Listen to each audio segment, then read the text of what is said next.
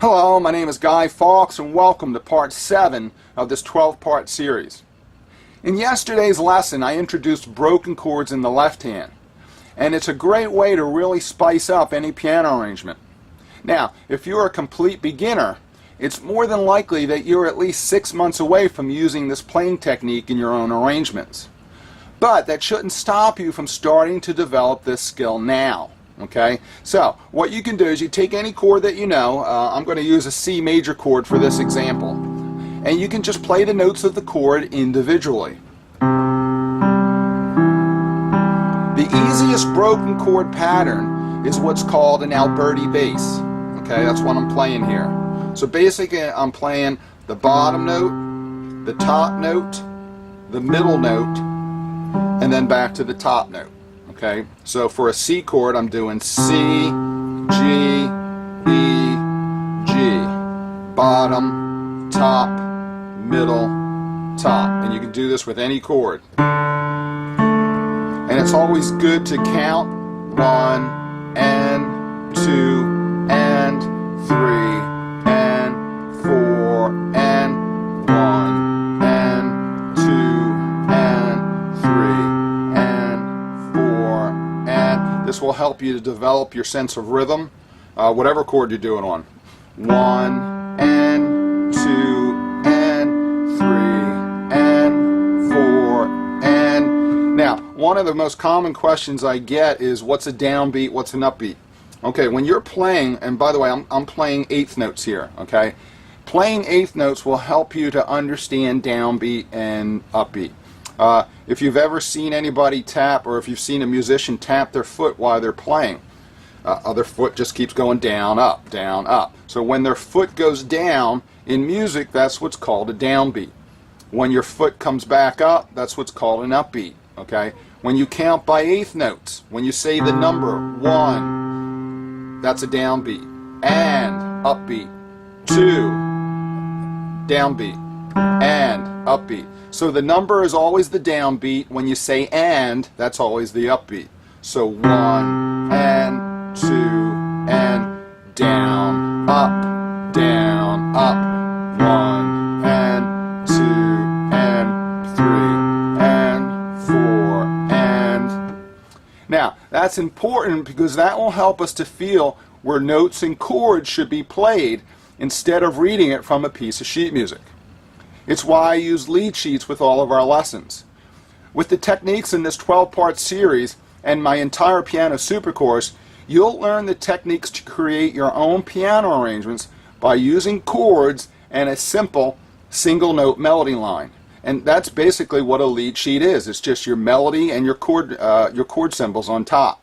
Now, so to help you to do this, you can practice a broken chord pattern with your left hand while adding block chords with your right hand. So you're going to want to start simple. So we'll just start with that Alberti bass, and then you're going to bring the right hand in on the first beat of each measure. And remember, you want to count while you're doing this. So 1 and 2 and 3 and 4 and 1 and 2 and 3 and 4 and... As you're doing this, try it on different chords. This kind of breaks up the monotony of it. 1 and 2 and 3 and 4 and 1 and 2 and 3 and 4 and 1 and 2 and 3 and 4 and... Now, once you get the hang of that, you can start to bring the right hand on the first and the third beats. 1 and 2 and 3 and 4 and 1 and 2 and 3 and 4 and it's good to jump around. This will really help you get used to changing chords on the fly.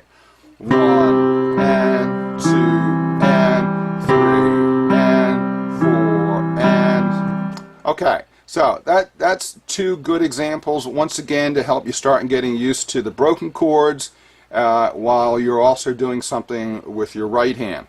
Now, if you want something a little more challenging, you can play a simple broken chord with your right hand. Okay, This simulates a melody line, and once again, it's just a great way to develop coordination between both hands.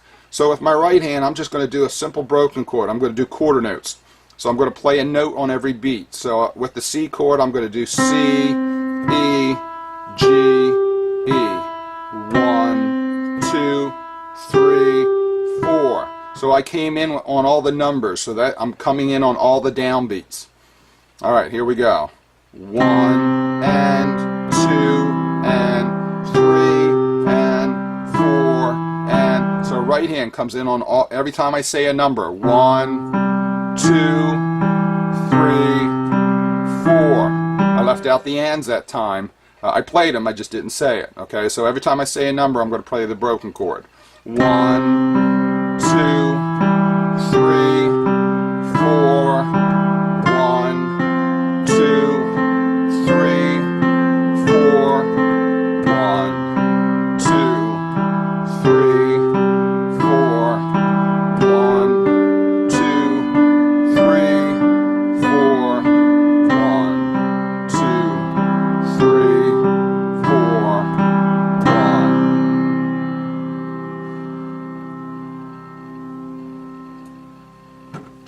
Okay, that's it for today's lesson. Tomorrow I'm going to go into a little bit more on broken chords, and these, they're just a lot of fun. Once you start to get the hang of them, you can really start to get creative, and you can just kind of like ad-lib and improvise and kind of make up your own songs. So we'll get into that tomorrow, and I'll just kind of show you some of the things you can do. And you know, none of this is going to be on sheet music. I'm just going to show you things where you can just kind of learn a few chords, go to the piano, and just, you know, basically goof off and just have fun with it, and you know, develop something. And once you start to get the hang of these, then you can start to implement these techniques into songs, and you can really start to sound like a professional. And like I said, you might have a hard time doing this if you were to trying to read it off a piece of sheet music. But once you know the chords and once you know what to do with them, you can start to create professional sounding piano arrangements, and you don't have to take 5, 6, 7, 8 years of, you know, traditional piano lessons to do it. So once again, my name is Guy Fawkes. That's it for today, and I'll see you tomorrow in part 8. Thanks for watching.